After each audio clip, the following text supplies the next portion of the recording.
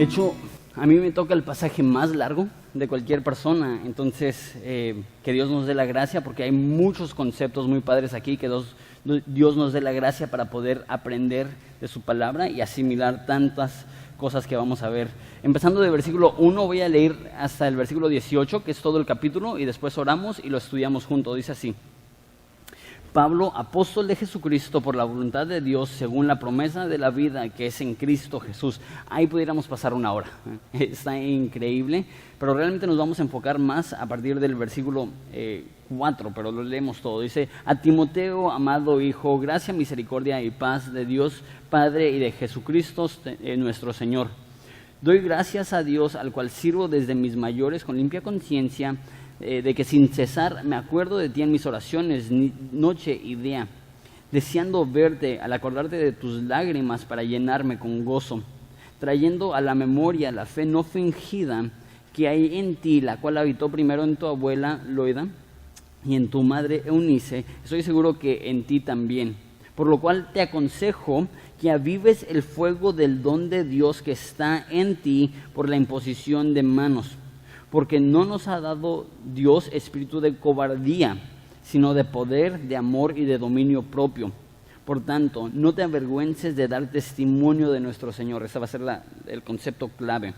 Ni de mí preso suyo, sino participa de las aflicciones por el Evangelio según el poder de Dios, quien nos salvó y nos llamó con llamamiento santo, no conforme a nuestras obras, sino según el propósito suyo y la gracia que nos fue dada en Cristo Jesús antes de los tiempos de los siglos, pero que ahora ha sido manifestada por la aparición de nuestro Salvador Jesucristo, el cual quitó la muerte y sacó a la luz la vida y la inmortalidad por el Evangelio, del cual fui yo constituido predicador, apóstol y maestro a los gentiles, por lo cual asimismo padezco esto, pero no me avergüenzo, porque yo sé quién he creído o a quién he creído, y estoy seguro que es poderoso para guardar mi depósito para aquel día. Retén la forma de las sanas palabras que de mí oíste en la fe y amor que es en Cristo Jesús. Guarda el buen depósito por el Espíritu Santo que mora en nosotros. Ya sabes esto, que me abandonaron todos los que están en Asia, los cuales son Fígelo y Hermones. Tenga el Señor misericordia de la casa de Onesíforo, porque muchas veces me confortó y no se avergonzó de mis cadenas, sino que cuando estuvo en Roma me buscó solícitamente y me halló. Concédale el Señor que haya misericordia acerca del Señor en aquel día, en cuanto nos ayudó en Éfeso, tú lo sabes mejor. ¿Les parece si oramos? Padre, te damos gracias por la oportunidad preciosa, increíble que nos das de estudiar este libro. Y sé que hay pastores que están llegando en esta mañana, que están sintiendo el peso del pastorado, están sintiendo el dolor del ministerio, y ahorita posiblemente el gozo del ministerio está un poco distante, a lo mejor por diferentes aflicciones o tribulaciones, persecuciones, dificultades, han batallado en el área de gozo. Padre, te pido que nos ayudes a tener gozo en ti y que reconozcamos la increíble bendición que es compartir tu palabra y sufrir por tu nombre. Te damos gracias, Jesús, eres precioso. Es en tu nombre bello que pedimos esto. Amén. Es un honor estar aquí como ustedes, como ya les dije. Y al mismo tiempo tengo sentimientos encontrados, porque parte de mí está aterrado, obviamente por estar delante de pastores, y otra parte de mí está obviamente súper animado. ¿Por qué? Porque tengo este privilegio de estar compartiendo con ustedes. Aterrado, obviamente, porque estoy delante de personas que conocen la Biblia. Y cómo no llegar con un poquito de miedo al abrir esas páginas de la Escritura, al explicarlas, sabiendo que hay personas aquí que saben 1000 veces más que yo. Pero hay algo que me aterra aún más, porque a lo mejor tú conoces las Escrituras mejor que yo, pero lo que me aterra es que estoy predicando no solamente enfrente de ustedes, lo que me aterra es que estoy predicando delante de un Dios. A lo mejor ustedes conocen las Escrituras mejor que yo y van a poder identificar algún error que cometa en mi exposición, pero Dios conoce mi corazón y Él va a ver cualquier error que cometa en cuanto a hipocresía. Y eso es lo que debe de llenar nuestro corazón de terror, sabiendo que estamos manejando la palabra viva de Dios delante de un Dios que no solamente conoce la Escritura, sino que conoce nuestros corazones, nuestros pensamientos. Y eso es lo que está sucediendo con Timoteo. Timoteo ha llegado al punto donde él es tan tímido y hasta cierto punto cobarde, que no está exponiendo correctamente la palabra de Dios, posiblemente por terror a equivocarse, posiblemente por temor a la crítica que va a surgir si predica un mensaje bíblico, posiblemente tiene miedo por la oposición que recibirá del gobierno, de los cristianos, de todo el mundo.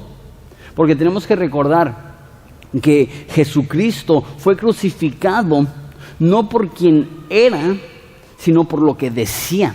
La gente lo amaba, era una buena persona, iba de lugar a lugar sanando enfermos. Eso no le molestaba a los fariseos. ¿Qué es lo que les molestaba? Él decía, yo soy Dios. Y las palabras que decimos van a producir oposición.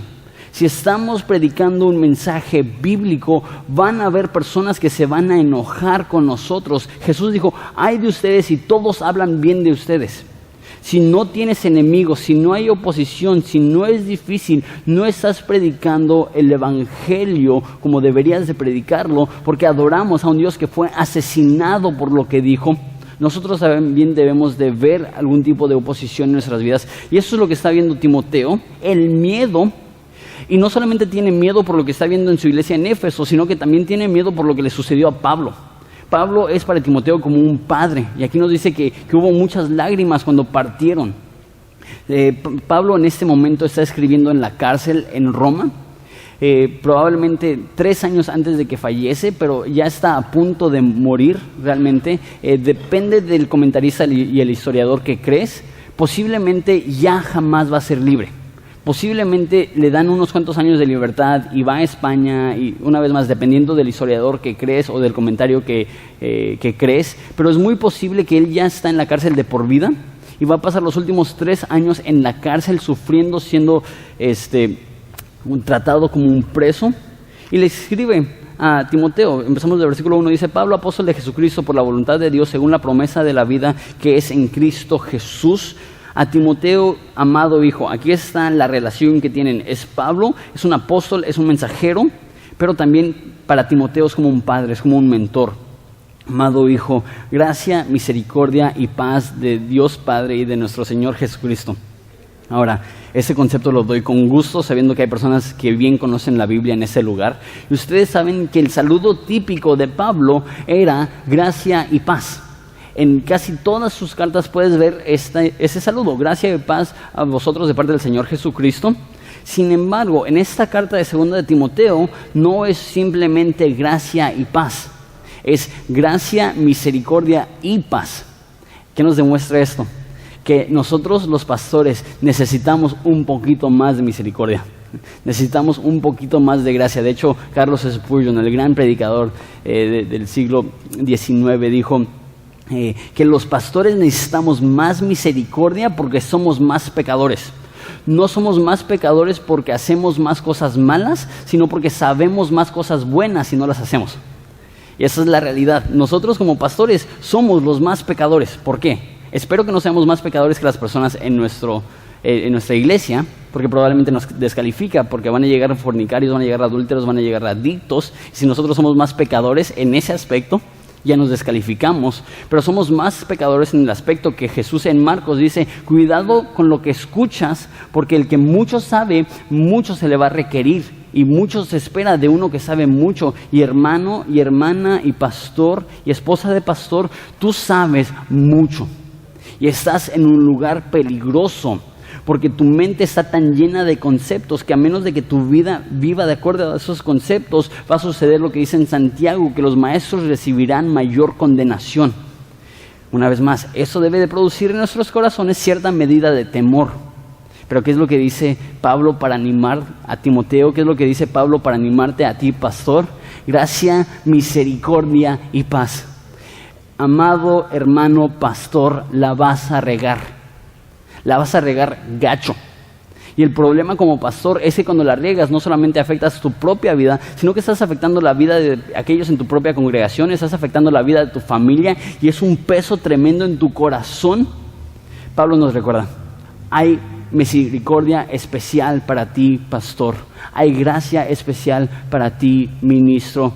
Hay amor especial para ti, predicador. ¿Por qué? Porque recibiríamos mayor condenación, pero al mismo tiempo recibimos mayor misericordia. Entonces, esa es la introducción que da a un Timoteo que, como dije, posiblemente está deprimido. Mira lo que dice. Doy gracias a Dios, al cual sirvo desde mis mayores con limpia conciencia, de que sin cesar me acuerdo de ti en mis oraciones noche y día. Eso es muy particular de los saludos de Pablo. Deseando verte al acordarme de tus lágrimas para llenarme de gozo. Entonces, lo que le dice Pablo es, me acuerdo de tus lágrimas.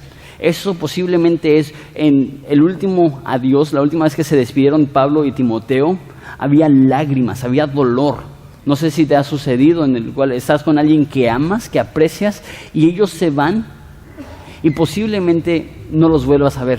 Y eso es un poco más, porque hoy en día con nuestra cultura te separas de alguien que amas y tienes Facebook, tienes Twitter, tienes Instagram, te sientes que a lo mejor están lejos, pero sigues con cierta conexión ahí. Y lo más probable es que si alguien se va a ir hoy en día no es para morir como un mártir. Pero en el caso de Pablo es muy diferente. Se están despidiendo sabiendo que en Hechos 20 Pablo dijo, no verán mi rostro más. Él sabía que él se iba a separar de sus amados hermanos para no volverlos a ver. Entonces Timoteo derramó lágrimas y Pablo le está diciendo a Timoteo en la cárcel, dijo, espero verte. ¿Por qué? Porque sé que derramaste muchas lágrimas, sé que me extrañaste. Entonces posiblemente Timoteo está deprimido porque extraña a su mentor, número 2, trayendo a memoria la fe no fingida que hay en ti. Posiblemente Timoteo no solamente está deprimido o triste porque extraña a su mentor, sino que está olvidando la fe que tiene. ¿Por qué? Porque Pablo le está diciendo, quiero verte para recordarte de la fe que tienes, que operó primero en su abuela, Loida, y en su madre Eunice, y estoy seguro que en ti también. Entonces, Timoteo probablemente está triste, extraña a su mentor, triste porque le está faltando la fe.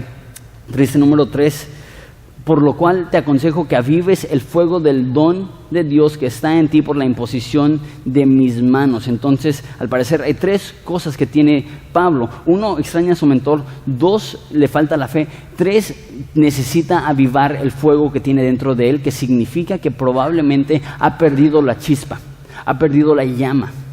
Esto es tan típico de ministros, esto es tan típico de pastores. ¿Y saben por qué lo sé? Porque tengo 3 años de pastor y siento que eso es lo que sucede todos los lunes. Termino de predicar, termino el ministerio y es exactamente esto que está pasando Timoteo. Okay, necesito más ayuda, necesito un mentor que esté más cercano, necesito, más personas que me ayuden porque no sé qué es lo que estoy haciendo.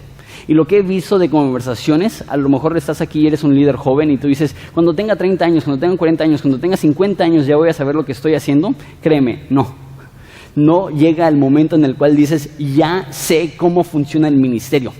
Aún personas que tienen 30, 40, 50 años en el ministerio están como Timoteo diciendo, Dios, mándame a alguien para ayudarme, mande a alguien que sepa lo que está haciendo. ¿Qué tal el de la fe? ¿Cuántas veces pasamos por momentos en nuestras vidas donde nuestra fe es como una montaña rusa? En la cual un día y estamos como que, sí, todo lo puedo en Cristo que me fortalece. El otro día estamos como, ¿por qué no nací muerto? Nos identificamos con Jeremías, leemos Lamentaciones y decimos, Dios, ¿por qué me usas? Dios, ya no quiero.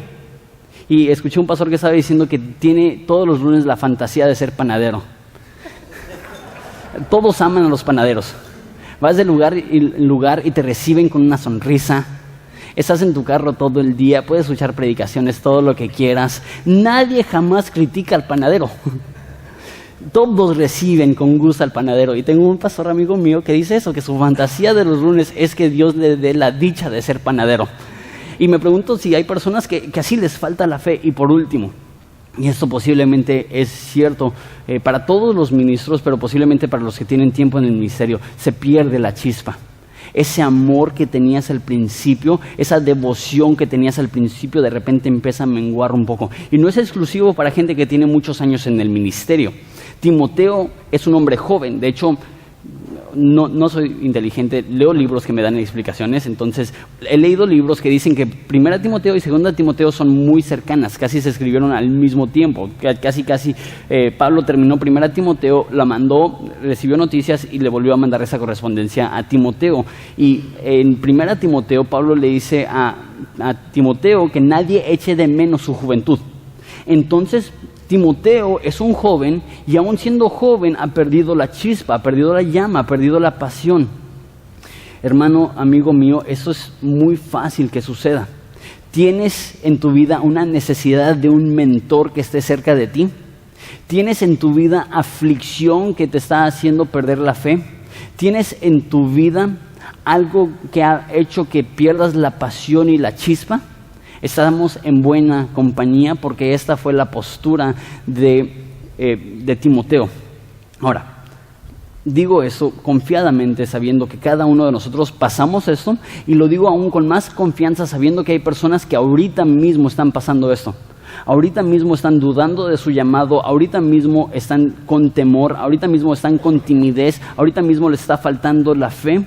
Y la pregunta es, si así está Timoteo, ¿cuál es el remedio? ¿Qué es lo que le dice Pablo que debe de hacer? Primero en versículo 8 dice que avive el fuego del don de Dios que está en ti por la imposición de manos.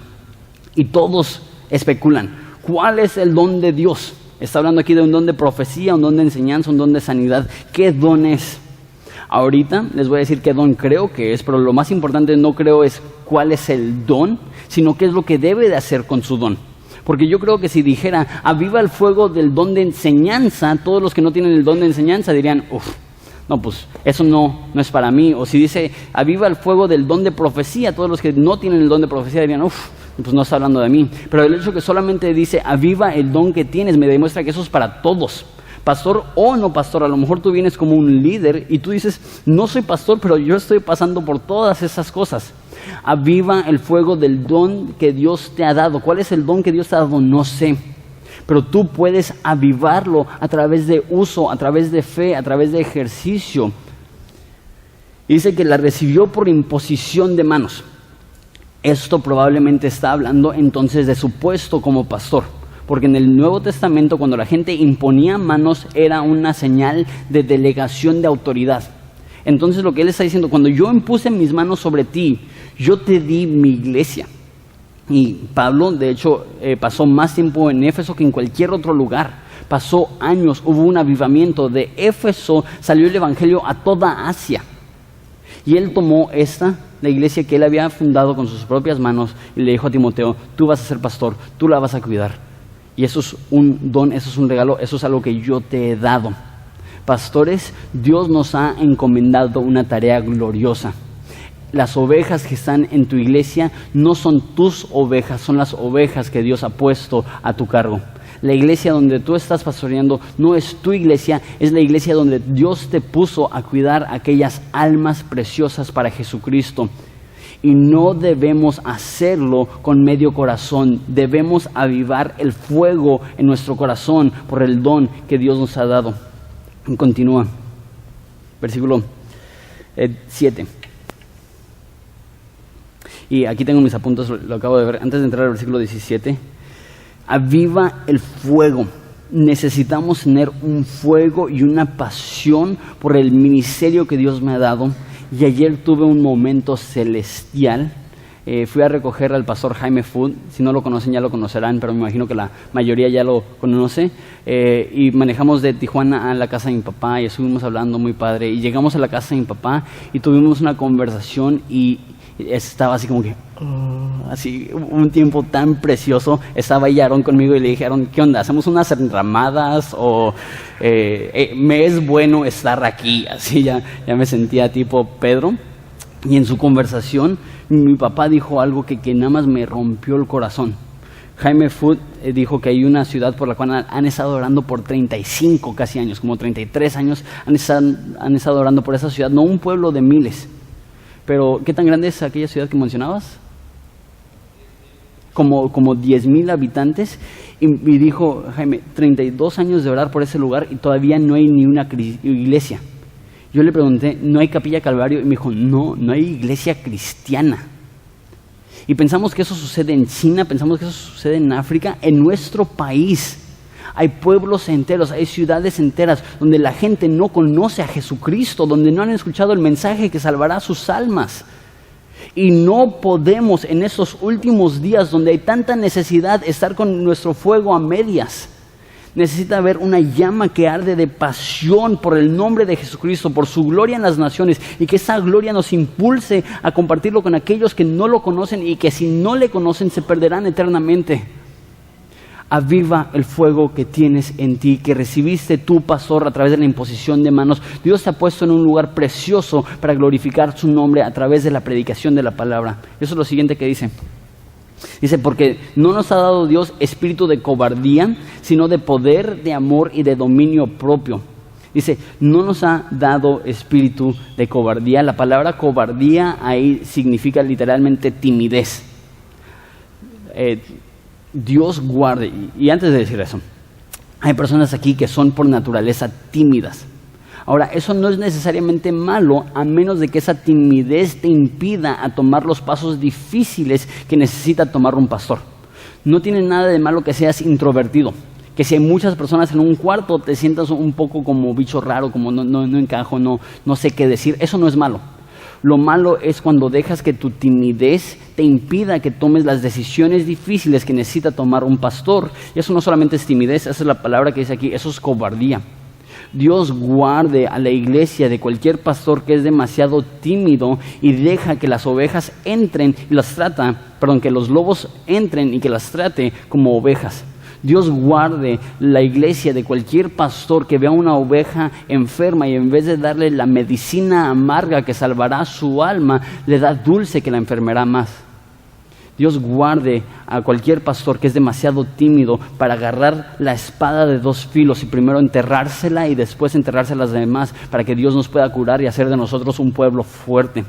Dios no nos ha dado un espíritu de cobardía y siento del Espíritu Santo decirles esto a los que están aquí jóvenes. Cada vez hay más presión de alejarnos del evangelio puro y de predicar lo que dice más adelante en ese libro, artimañas de hombres. Lo que es popular, lo que es divertido, lo que es común, lo que atrae a las personas. No, Dios no nos ha dado un espíritu de cobardía. Eso significa, y de hecho estaba leyendo un comentario, Pablo le dice a Timoteo, en 1 y 2 Timoteo, implícitamente o explícitamente, más de 25 veces que tenga valor, que tenga valentía, que no sea cobarde. El pastorado necesita ser ejercido con valentía. El pastorado no es para hombres que no tienen el denuedo y la fe en Jesucristo de tomar decisiones difíciles. Y le dice, Dios no te ha dado el espíritu de cobardía. Esto es para gente que confía en Dios y toma esas decisiones difíciles. Y a lo mejor tú dices, sí, pero la Biblia dice que necesitamos ser débiles. Pero mira lo que dice aquí. Dios nos ha dado espíritu de poder. Eso no significa que tú eres poder, pero eso significa, como dijo en el primer versículo, soy un apóstol. Eso es un enviado, eso es un delegado, eso es una persona que no lleva su propia autoridad ajena. Pastor, tú tienes autoridad. No es autoridad propia, porque nosotros no tenemos nada de autoridad, es de autoridad delegada de nuestro pastor principal, Jesucristo. Nosotros simplemente estamos intentando hacer lo que Dios quiere, pero si Dios te ha pedido que hagas algo, te va a dar el poder para poder cumplirlo. Nos ha dado su Espíritu Santo, nos ha dado su palabra. Hemos recibido un espíritu de poder, hemos recibido un espíritu de amor. Esto es vital. Tú lo has visto, yo lo he visto, pero tú y yo tenemos el peligro de caer en esto si no nos cuidamos, y eso es de convertir la autoridad delegada de Dios y convertirnos en dictadores, autoritarios, abusivos, y lo hemos visto tanto en iglesias. Estaba una vez más hablando con el pastor Jaime Food, que allá en Cuernavaca le estaba comentando que estaban llegando personas de diferentes iglesias con miedo, llorando, diciendo, me dijeron en mi iglesia que si me iba, que le iba a dar cáncer a mi hija. Y controlan y manipulan y utilizan una autoridad que Dios la dio para animar y la utilizan para destruir. Y este rollo tan chafa de apóstoles, que yo controlo tu vida, yo controlo tu iglesia. Aquí vemos un apóstol que le ruega, no tengas cobardía, no seas tímido, ten espíritu de poder, pero también de amor. Si Dios te da autoridad, no es para manipular a la gente para que hagan lo que tú quieres. Si Dios te ha dado autoridad, es para saber amar a la gente como Dios manda. Dios te ha dado un espíritu de poder, un espíritu de amor y un espíritu de dominio propio. Esto, obviamente, a primera significa poderte autodominar. Esto es cuando hay tentaciones, sabes decir no. La Biblia dice que Dios ha provisto una ruta de escapatoria para cualquier tentación, y una persona que tiene dominio propio sabe utilizar esa puerta. Eso es lo que dice a primera vista, pero interesantemente en el griego significa ser autoenseñado. Ser autoenseñado. Pastor, nadie necesita tus predicaciones tanto como tú. Qué bueno que compartas del amor de Dios, pero ¿lo crees? Qué bueno que compartas de la santidad, ¿lo vives? Y eso es lo que dice Romanos 2, que dice, tú que dices que no debes de hurtar, ¿hurtas? Tú que dices, debo de confiar en Dios, deben de tener fe. ¿Tienes fe? ¿Confías en Dios? Debemos de ser los primeros en practicar lo que decimos, debemos ser los primeros en aplicar lo que predicamos, debemos ser los primeros en hacer lo que decimos. Eso es lo que le dice, debes de autoenseñarte. Cuando lo que predicas, debes de predicártelo a ti mismo. Y eso es lo que hace David. Dice, bendice alma mía, oh Jehová. ¿Es esquizofrénico? ¿Por qué está teniendo una conversación con sí mismo? Porque él entiende. Hay un himno viejo que dice, mi corazón es propenso a irse. Nosotros somos propensos a desviarnos del camino correcto. Entonces necesitamos predicarles, antes de predicarles a los pueblos, predicarnos a nosotros mismos. Esto es ser autoenseñado, esto es dominio propio. Versículo 8. Por tanto, no te avergüences de dar testimonio de nuestro Señor, ni de mí preso suyo, sino que participa en las aflicciones por el Evangelio según el poder de Dios. Yo creo que ese es el versículo clave para entender el capítulo 1. Empieza con un por tanto. Dice, Dios no nos ha dado un espíritu de cobardía, sino de poder, amor y dominio propio. Por tanto, predica el Evangelio. No te avergüences de dar testimonio de nuestro Señor. Ese es el problema que tiene Timoteo. Tiene miedo, tiene vergüenza de predicar el mensaje no adulterado. ¿Por qué? Es posible. Es probable que cuando predicas el mensaje bíblico, la gente te va a odiar, la gente te va a criticar. Es posible que tu iglesia mengüe, es posible que la gente te lastime, es posible que tus amigos te den la espalda. Pero Pablo le dice a Timoteo, no te avergüences de este evangelio, no te avergüences de este mensaje, no te avergüences de este Salvador. Hermano pastor, qué dicha. Yo creo que ese es el don del cual hablaba en versículo 6. Qué dicha que Dios nos permita exponer su palabra semana tras semana. Es un honor que no merecemos. Pablo dice en la primera carta a Timoteo que Dios me tuvo por fiel poniéndome en el ministerio. No, yo fui fiel y por eso me puso en el ministerio, sino que Dios quiso y me puso en el ministerio porque Él me tuvo por fiel. Nunca, nunca, nunca se te olvide lo precioso que es alimentar a las ovejas. Nunca, nunca, nunca se te olvide lo precioso que es anunciar el Evangelio. Nunca, nunca, nunca se te olvide lo precioso que es ser un embajador de Jesucristo por causa de su nombre y por la fama de su gloria. No te avergüences de dar testimonio. Y la pregunta es, ¿por qué se avergüenza? Definitivamente no se avergüenza por el mensaje, porque él lo cree. Timoteo es una persona excelente. Pablo dice que no hay nadie que piensa como yo, como Timoteo. Entonces no creo que se avergüence del mensaje, sino del resultado del mensaje. Mira lo que dice: no te avergüences de dar testimonio de nuestro Señor, ni de mí preso suyo, sino participa en las aflicciones por el Evangelio según el poder de Dios. El miedo que tiene Timoteo no es, ay, qué mensaje tan controversial.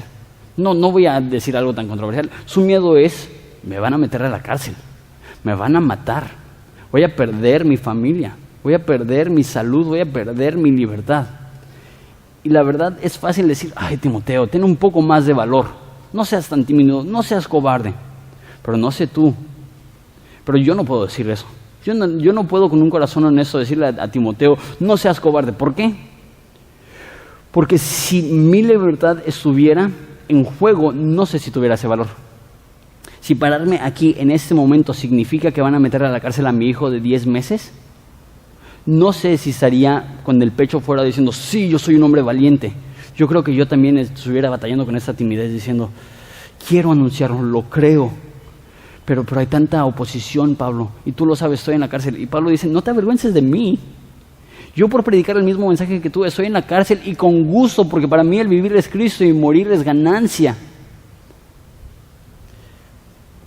Y le dice, quien nos salvó, hablando de Jesús, hablando del Evangelio, y va a resumir el Evangelio de una forma preciosa, quien nos salvó y llamó con llamamiento santo, no conforme a nuestras obras, sino según el propósito suyo y la gracia que nos fue dada en Cristo Jesús antes de los tiempos de los siglos, pero ahora ha sido manifestada por la aparición de nuestro Salvador Jesucristo, el cual quitó la muerte y sacó a la luz la vida y la inmortalidad por el Evangelio. Aquí resume el Evangelio con palabras grandes, con palabras preciosas, con palabras enormes. Y no tengo el tiempo de explicarlo como merece, entonces lo voy a resumir. Y dice, lo primero acerca del Evangelio es que Dios nos llamó. Eso significa que Dios no esperó a que tú lo buscaras para salvarte. Dios no estaba en el cielo diciendo, a ver, ¿qué horas? Ya tiene 33 años viviendo y mira, nada más no ha hecho la oración del pecador. Dios no está esperando a que tú vengas a Él. Dios te llama. Dios te busca. Dios te elige. Nos salvó y llamó conforme al llamamiento santo, no conforme a nuestras obras. Eso significa que la elección de Dios para con nosotros no tiene nada que ver con nuestras obras. Ojo, no dice malas obras ni buenas obras. Las malas obras no te descalifican del amor de Dios y las buenas obras no te califican para el amor de Dios. Nadie puede llegar a Dios y decir, soy demasiado malo que no puedo ser salvo, y nadie puede llegar a Dios y decir, soy demasiado bueno para no merecerlo. Dios no se fija en tus obras, buenas o malas. La salvación es meramente por su gracia. Número 3, según su propósito, dice, según el propósito suyo y la gracia que nos fue dada en Cristo antes de los tiempos y de los siglos. Eso significa que en su elección no solamente lo hizo llamado, Él nos estaba buscando, no solamente no fue basado en nuestras obras, dice que fue desde antes de la fundación del mundo.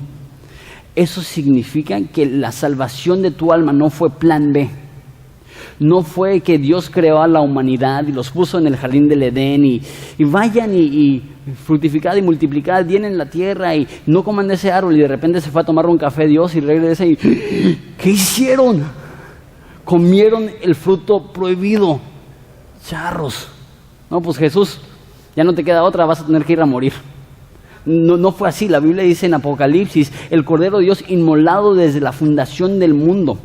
Antes de que existiera una estrella, Dios sabía que su Hijo iba a morir y creó la humanidad para demostrarnos ese amor. Antes de la fundación del mundo, Él ya se había propuesto morir por ti, conociendo cómo ibas a ser, conociendo tus fallas, conociendo tus errores, conociendo tus fracasos. Dios aún así te amó y te eligió.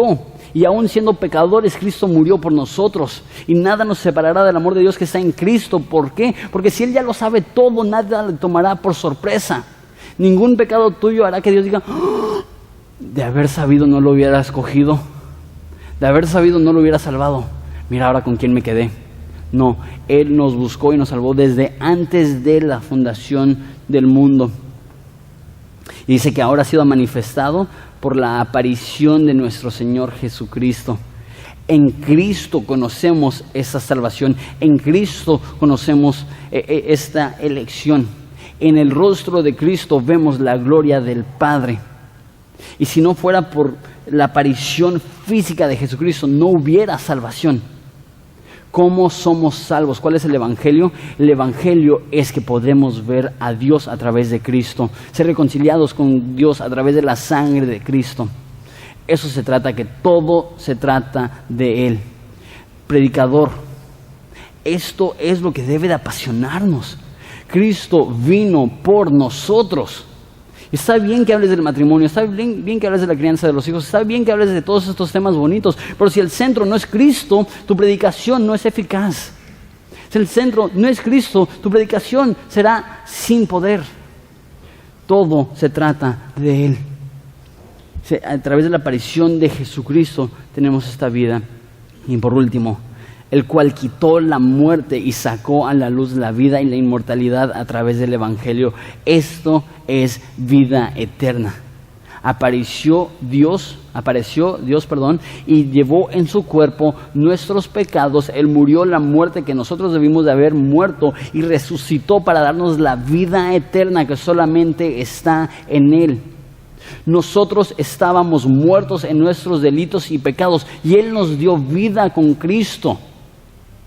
Tú estabas muerto, nadie daría ni un 5 por ti y Jesús vino y dijo: te amo, eres mío, daré mi hijo, no morirás jamás porque Él vive y cree en mí, no morirá eternamente. ¿Crees esto? Si crees esto, este mensaje produce en tu corazón una llama que no se apaga, un fuego que no se controla y sale y arde y alcanza a multitudes. Y eso es lo que le está recordando Pablo a Timoteo. Sé que estás pasando por temor, sé que estás pasando por un tiempo de timidez. Recuerda cuán grande es el Evangelio. Y cuando recuerdas cuán grande es el Evangelio, nadie te puede callar. Cuando recuerdas cuán preciosa es la cruz, nadie puede hacer que tengas miedo de predicar ese mensaje, porque darás tu vida por este mensaje. Pablo dijo: me propuse no saber nada entre vosotros más que Cristo y este crucificado.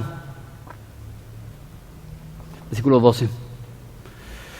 Vamos a acelerar un poquito, ya me quedé sin tiempo. Dice: del cual yo fui constituido predicador, apóstol y maestro de los gentiles, por lo cual asimismo padezco esto, pero no me avergüenzo. Dice Timoteo: no te avergüences, yo predico, yo soy apóstol, yo soy maestro y padezco, estoy en prisiones, pero no me avergüenzo, porque sé en quién he creído y estoy seguro que es poderoso para guardar mi depósito.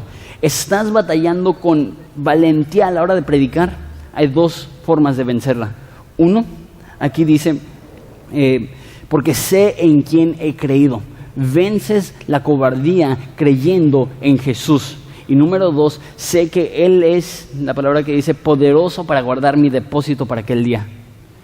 Sabes que tienes un mensaje que vale la pena compartir cuando recuerdas que tienes un mensaje que nadie te puede quitar.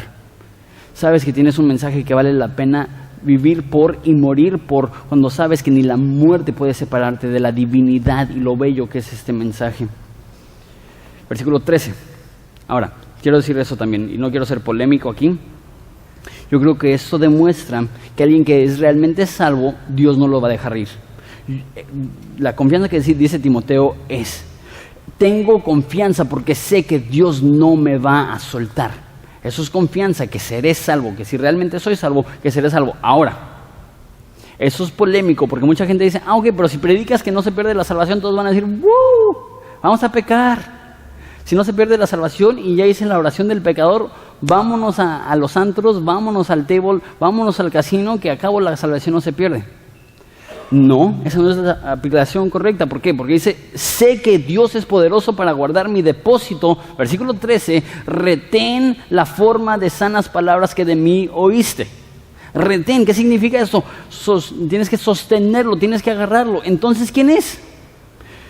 Pablo dice: estoy seguro que Dios me puede sostener. Entonces, sostén estas cosas que he dicho. Es un balance. Dios no te va a perder. Si eres salvo, no perderás tu salvación. Pero no por eso significa que vives como quieres, sino que aún así, sabiendo eso, dices: yo voy a retener estas sanas palabras. No solamente retener las sanas palabras que de Él oyó en la fe y amor en Cristo. Guarda el buen depósito por el Espíritu Santo que mora en nosotros.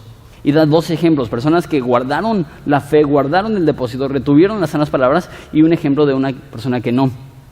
Dice: ya sabes esto, que me abandonaron todos los que están en Asia, de los cuales son Fígelo y Hermógenes. Entonces está diciendo: hay estas personas que me han abandonado, y dice: y ellos son. ¿Te imaginas que su nombre está en la Biblia el resto de la eternidad? No sé si esos hombres se arrepintieron y llegaron al cielo algún día, pero ¿te imaginas? Hola, ¿cómo te llamas? Hola, soy Fígelo. leí de ti en 2 Timoteo. Sí, ya sé. Le pedí a Pablo que no lo pusiera ahí, pero ya ni modos, todos me conocerán el resto de la eternidad como aquellos que abandonaron a Pablo. Hay 2 que abandonaron a Pablo, sin embargo hay uno que no. Dice: tenga el Señor misericordia de la casa de Onesíforo, porque muchas veces me confortó y no se avergonzó de mis cadenas. Ahí está la repetición que sigue saliendo. No te avergüences, no te avergüences, no me avergüenzo, no se avergonzó. ¿Qué significa esto? Que cuando Pablo estaba sufriendo, él continuó predicando, sabiendo que esas cadenas no eran algo de qué avergonzarse, sino que eran un privilegio. Eso es lo que dice en Hechos, que después de ser encadenados, después de ser encarcelados, después de ser golpeados, salen y dicen que se regocijaron por ser contados y puestos por dignos por sufrir afrentas por causa de su nombre. Dice que no se avergonzó de mis cadenas, sino que cuando estuvo en Roma me buscó solícitamente y me halló. Concédale el Señor que halle misericordia acerca del Señor en aquel día, cuanto nos ayudó en Éfeso, tú lo sabes mejor. Hay 2 tipos de personas: aquellos que van a resistir hasta el final y aquellos que no van a resistir. Una vez más, no porque creemos que Dios nos suelta a un pecador, creemos que podemos vivir como queremos. Vivimos de tal forma que buscamos retener esas sanas palabras, buscamos, la palabra que usan es guardar el buen depósito de la fe. No utilices la gracia de Dios como una excusa para pecar. Y no creo que se pueda. Yo creo que cuando realmente conoces este mensaje que Dios mandó a Cristo para que al aparecer diera fin a la muerte y nos diera vida eterna, de repente hay algo que produce eso en nuestro corazón, que dice: quiero vivir en santidad, quiero glorificarle. ¿Cómo no, si Él me ha dado tanto? Terminando, veo 2 conceptos en este pasaje. Los he dicho, pero los voy a repetir para ya darle conclusión a esto. La predicación es difícil. Si alguien te dice: ay, qué fácil ser pastor, no entiende lo que sucede, 1, a la hora de preparar un mensaje, y 2, a la hora de exponer un mensaje. Es guerra. 1, la predicación no es fácil. Esfuérzate y sé valiente en la gracia de Dios, sabiendo que este mensaje es divino. 1, la predicación no es fácil. 2, la predicación bíblica produce aflicción. Y sí nos gozamos en este evangelio, y sí nos regocijamos porque Jesús nos ha tocado y nos ha alcanzado, pero la predicación bíblica va a producir oposición. La Biblia dice que no nos debemos de alarmar cuando hablan mal de nosotros, no debemos de alarmarnos cuando todo el mundo nos odia. ¿Por qué? Porque el mundo odió a Cristo. Hermano, no sé si esto te anima, pero espero que sí te anime el hecho que Dios te ha puesto a ti como un soldado, y que aunque no será fácil, aunque no será en veces agradable, siempre será glorioso, siempre valdrá la pena. Y como dice la Biblia, tristes, pero siempre regocijándonos. Parece que es contradictorio. De hecho, en Filipenses 4:13, cuando dice regocijados en el Señor siempre, unas cuantas estrofas antes dice: y estoy escribiendo esto con lágrimas. Es como que Pablo es bipolar. Estoy escribiendo esto con lágrimas. Regocíjense en el Señor siempre. Es como que o es hipócrita o tiene doble personalidad, pero no es así. La Biblia nos presenta la posibilidad de estar afligidos y gozosos al mismo tiempo. La Biblia nos presenta la oportunidad de perderlo todo y tenerlo todo al mismo tiempo. La Biblia nos presenta la oportunidad de perder la vida y hallarla al mismo tiempo, y nos gozamos en eso. ¿Les parece si oramos?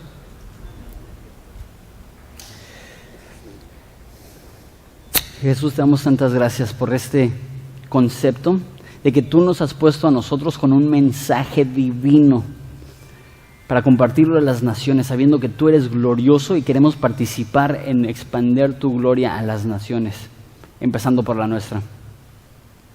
Te doy gracias por lo que estás haciendo, por lo que vas a hacer. Te pido que bendigas a mis hermanos en el nombre de Jesús. Amén.